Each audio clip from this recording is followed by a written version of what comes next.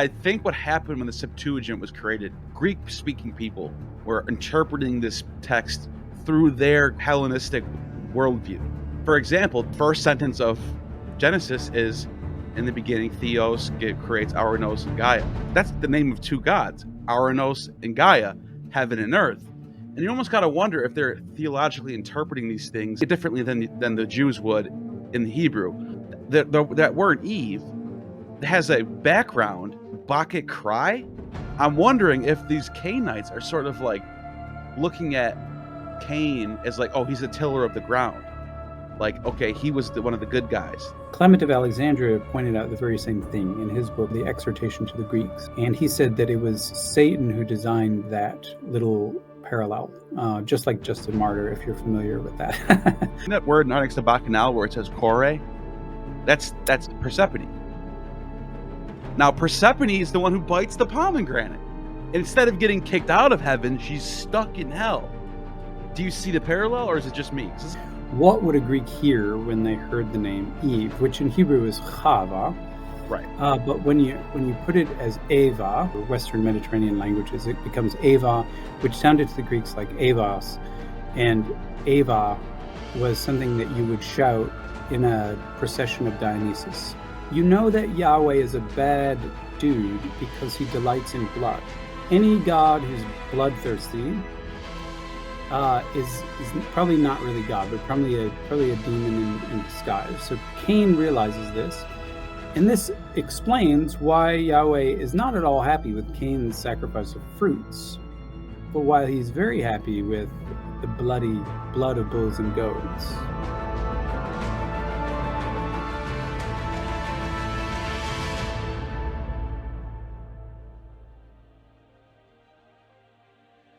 Welcome back to the Gnostic Informant, and you are about to attain true gnosis. And I'm with the great sage once again, Dr. M. David Litwa. And we're going to talk about the Cainites. And are they even real? Do they exist?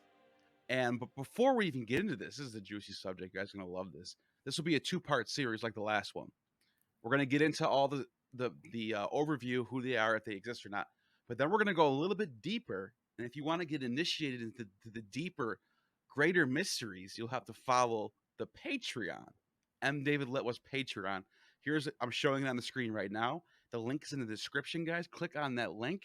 And then if you like what you hear in this video, follow to the next video that's on the Patreon. So how are you doing today? Excellent. Good to see you, Neil. I'm a little bit under the weather, but I'll push through. Apologize for the voice. I'm glad you called me the Great Sage, because I think others called me the Great Satan. But I appreciate I appreciate all your advertising for me and the plugs.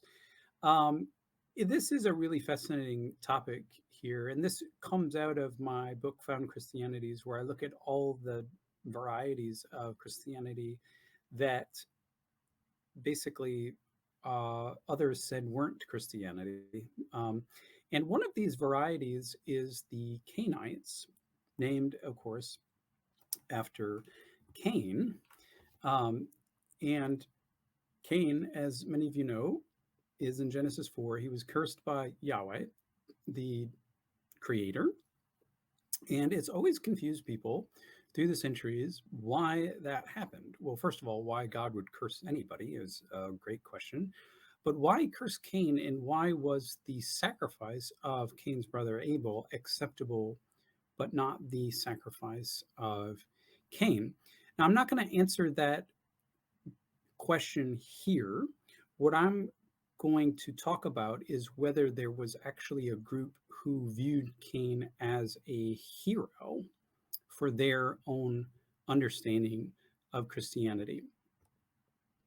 Now, I'm going against what I think is the mainline scholarly position here, which is well articulated by Berger Pearson, who said that there was never any such thing as a particular Cainite sect of Gnostics. There were instead varieties of Gnostic heretics who could from time to time be labeled generically as Cainites, according to a well-established topos in early Judaism and Christianity.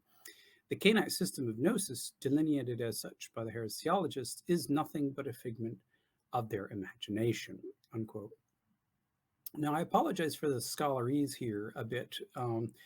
There are some things that Berger Pearson would say in 1990, which I would never say in 2022. I don't call anybody a heretic. That's not really a helpful term historically and theologically. But basically, Pearson's position is that the heresiologists made up the Cainites, that is, those who honored Cain, and saw him as a model for their faith. And that's all. And it's just a figment of their imagination that they pulled together from various other so-called Gnostic ideas and traits. And today I want to show you that this position is probably, if not certainly, wrong. But let's start with the evidence. One of the things that you look for when understanding whether there's a group or maybe just a set of ideas is to see how many people independently refer to either a group or a set of ideas. And it turns out that there is multiple, and I would consider partially independent attestation of a group of Cainites that is not just a set of ideas, but a set of persons. And looking at Clement of Alexandria first in his book, The Stromata, written around 200, he says some heresies, again, that's his term, are named from their main views and from what they worshipped, like those of the Cainites and Ophites. We have Tertullian in his prescription against heresies, quote, there are even now another sort of Nicolaitans. Theirs is called the Cain heresy, unquote. In the Refutation of All Heresies, my absolute favorite heresy catalog, anonymous, we have, quote, other heresies are named, such as those of the Cainites, Ophites, Noachites, and others of the same ilk, unquote. And in Origins against Celsus, Origen at one point says, quote, I think that Celsus probably got wind of the so-called Ophites and Cainites, unquote. So we see here 4 different sources that independently attest a Christian group called the Cainites. Clement is in Alexandria, Tertullian is in North Africa. The Refutator is in Rome, and Origen was in Alexandria and Palestine. And although they might not be entirely independent, I think that probably Tertullian and the Refutator are independent. Origen may be dependent on Clement, but actually we don't really know. So there you go. They thought that there was a group. Let's look at our main witness, though, for the so-called Cainites, and that is actually Irenaeus, who is writing anytime between 180 and 189 in his book now called anyway, Against Heresies, but originally called The Refutation and Overthrow of Gnosis, falsely so called. And this is the very, very last chapter of book 1. And in the version of this talk for the Patreon, I'm going to go line by line through this passage. But for the purposes of just introducing this material, I'm just going to give you a set of bullet points. From Irenaeus, we learn that there are a set of Christians who honor Cain, Korah, who's also in the Hebrew Bible, and the Sodomites. And all of these people were opponents of the creator deity Yahweh. Now, Irenaeus definitely does not mention the term Cainites, okay? So just keep that in mind. These people, or this set of Christians, affirmed wisdom as a protecting goddess. So just like Valentinians and Sethians, they believe in wisdom. They also seem to have prohibited sex, and they referred to the creator as womb, and they believed that they had to destroy the works of the womb, which means that they had to oppose the creator who commanded in Genesis, be fruitful and multiply. That was a bad command, and you should directly disobey that command, according to this group. They also said that one must, just as Carpocrates taught, go through all things. Now, it's never made clear what going through all things is, but if you read my book on Carpocrates, I give you very thorough discussion of what I think this means. You don't have to believe Irenaeus. And finally, this group had a distinctive ritual in which acts performed are attributed to angels who preside over those acts. So this is what we can gather from Irenaeus. And the final point, which I'll come back to, is that according to Irenaeus, these people used the Gospel of Judas. Now, this is important. They didn't compose the Gospel of Judas, but they used and they liked the Gospel of Judas because they understood this gospel to say that Cain was a hero. Now, it turns out that when we finally discovered the Gospel of Judas, it's a much more ambiguous portrait of Judas, but that doesn't mean that these people were necessarily not using the Gospel of Judas. It's just they had a particular interpretation of it. Now, our next chronological heresy catalog comes from a text that's now today referred to as Pseudo-Tertullian. And Pseudo-Tertullian, in addition to Epiphanius and Philaster, make up we're all dependent, we think, on a single other heresy catalog called the Syntagma Against 32 Heresies. And this was early 3rd century, and this has been lost. But if you read these three guys, Pseudo-Tertullian, Epiphanius, and Philaster, you can get access to what that lost heresy catalog said, and this is what it said. It explicitly refers to Cainites as a group. Okay, so all that ambiguity goes away that we saw in Irenaeus. This group is said to clearly distinguish between a mighty power and a weaker power, and the weaker power is the creator, Yahweh. Cain is said to be born from Eve and the mighty power, whereas Abel was born from Eve and the weaker power. And this difference explains how Cain overcame Abel. Then they had two conflicting theories about why Judas handed over or betrayed Jesus. In the first theory, Judas handed over Jesus because Jesus was subverting the truth. This theory actually has has a long reception history I won't get into. But in the second theory, Judas handed over Jesus because the crucifixion of Jesus was necessary to destroy the Creator, and the Creator was hindering this from happening. So Judas betrayed Jesus and set the machinery of salvation in motion. So that's why Judas is a hero, because without him, nobody would ever be saved. So we ought to be thankful to Judas for that. Okay.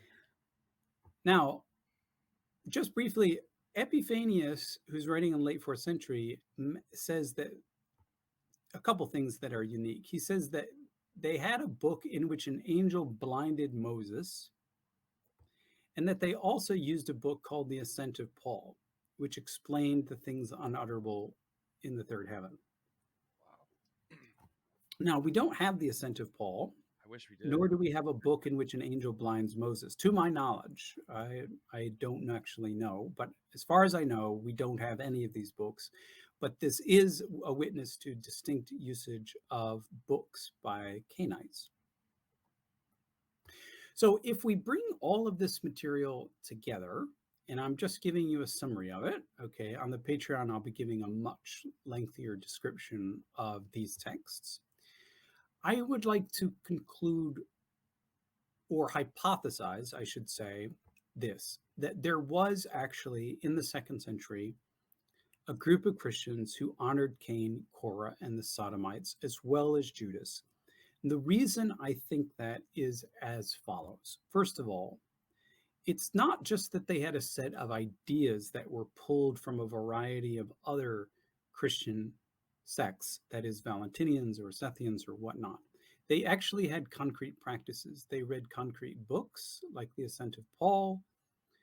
They had a practice, ritual practice, in which they invoked angels. Okay, and they had a practice of refusing sexual intercourse and reproduction. Well, at least they refused reproduction. I'm not actually entirely sure if they refused sex. I should be more clear there. They used actual and in part surviving literature like the Gospel of Judas. But I'll emphasize that they didn't compose this gospel. Okay, if they did compose the gospel, Judas really would be an unambiguous hero, but he's not. But they definitely used it, and that comes directly from Irenaeus. And we have the Gospel of Judas, so we know that there was interest in, if not redeeming Judas, portraying a different portrait of him. So there must have been some people who really cared about Judas. Okay. They are multiply attested by a number of heresiologists, and the heresiologists, although they might in some cases be inaccurate, and in very rare cases they might try to mislead, and oftentimes through their language unconsciously mislead.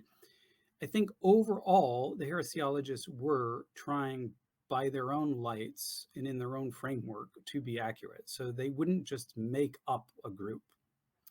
And that's a conclusion that I've learned after many years of studying this material.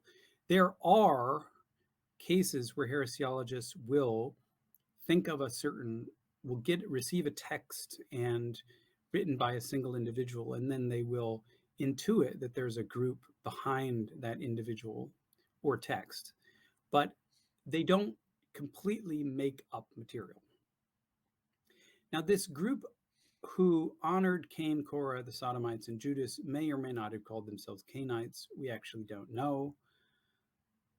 They may be early if they are already referred to in the Epistle of Jude. And the Epistle of Jude is a really important work for everybody to check out, because this is a text which we can date fairly early, between, I would say, 120 and 150, that polemicizes against those who follow the quote-unquote way of Cain and who received the judgment of Korah. So we know that some Christians were really interested in these dudes. Now, I'm not going to go any further here. I will go much further in the Patreon, but I'll send you some further reading. That quote from Berger Pearson is from an article called Cain and the Cainites. April DeConnick, who follows Pearson, has an article in a recent volume. And even about the same time, I should say, Gary Tromp has a nice discussion of this material and includes the Epistle of Jude and the Gospel of Judas. All this material I would recommend for those of you wanting to get some of the real scholarly meat. But for all of you, I would say, join the Patreon. I'm going to be discussing their theories and the heresiological texts in detail so you can make your own decision. That's it for this introduction, and I'll turn it over to Neil in case he has any thoughts or comments, questions. And I hope all of you are able to leave comments and questions as well. Yeah, so my question is going to be like sort of in outer space, but just for the sake of content, let's see if you have an answer for it. So I'm always wondering, because I'm starting to learn Greek now, and I'm looking at the Septuagint, and it's just a whole nother world compared to the Hebrew Bible, I think. And I'm wondering, like, I'm not going to go full Russell Gomurka and think this is the first Bible. I don't think he's right about that. I don't know are you aware of that or no? Vaguely, I know the old Russell's work. His Well, recent theories, I yeah, don't. I'm not going there. What I'm saying is, but I think what happened when the Septuagint was created is I think people started to understand the Greek speaking people, like in Egypt and stuff, were interpreting this text through their Greco Hellenistic worldview. So they would read things differently, I think. And I want to get your thoughts on this because, for example, the first sentence of Genesis is in the beginning, Theos creates Ireneaus and Gaia. He creates those. That's the name of two gods, Ireneaus and Gaia, heaven and earth. And you almost got to wonder if they're theologically interpreting these things in a weird way, where they hear these words or read these words, and maybe they're thinking like, I don't know, maybe they're just seeing it differently than the Jews would in the Hebrew. But I say all that for a reason, because Eve, that word Eve, has a background, Ewas. It's a Bacchic cry. And this is just me exploring. I never heard this from anybody else. I'm not getting this from a scholar or anything. This is just my craziness right now, and I want to get your thoughts. I'm wondering if these Cainites are sort of like looking at Cain as like, oh, he's a tiller of the ground. Like, okay, he was one of the good guys. Or just like this, there's like they have Yahweh as the Demiurge. Maybe they're interpreting it this way, and that's how you get these type of flipping it on its head type of theology. What do you think about that? Well, these are really good questions, Neil, and I'm glad you're learning Greek. It really does revolutionize everything. Um, and I'm offering a Greek course on my Patreon as well, or at least help for those who want to learn it. Um, in fact, you're not the first to point out the similarity between the name Eve and the Greek Evos. And Clement of Alexandria pointed out the very same thing in his book called Protrepticus, or the Exhortation to the Greeks. And he said that it was Satan who designed that little parallel, just like Justin Martyr, if you're familiar with that. Does he talk about the Korah thing? Because look at, have you seen that word next to Bacchanal where it says Korah? That's Persephone. Now Persephone is the one who bites the pomegranate. Instead of getting kicked out of heaven, she's stuck in hell. Do you see the parallel, or is it just me? Because this is how my mind goes. I see parallels everywhere. Sometimes I get too crazy with it. Well, yeah. So I would encourage caution. We're here, and when we're talking about parallels, we're here still at the level of purely phonetic parallels. Sure. What would a Greek hear when they heard the name Eve, which in Hebrew is Chava? Right. But when you put it as Eva, when it comes into Mediterranean or Western Mediterranean languages, it becomes Eva, which sounded to the Greeks like Evos, and Eva was something that you would shout in a procession of Dionysus. It was like hi ho, sort of like that. I mean, it was meant to like get you excited and ramped up. And so that's thinking like a Greek. But in terms of its actual semantic content, I'm not sure it had a very fixed semantic content. But we can talk more about that. Yeah, so absolutely about Cain as tiller of the soil. Now, I'll talk more about this in the Patreon, but Okay. if you do a little reverse engineering, you know that Yahweh is a bad dude because he delights in blood. So Yeah. He wants to why? sacrifice. He wants Abel, who's killing animals. So you're Right. So thinking these he Pythagorean wants type of people, they want the tillers. They think those are the good guys.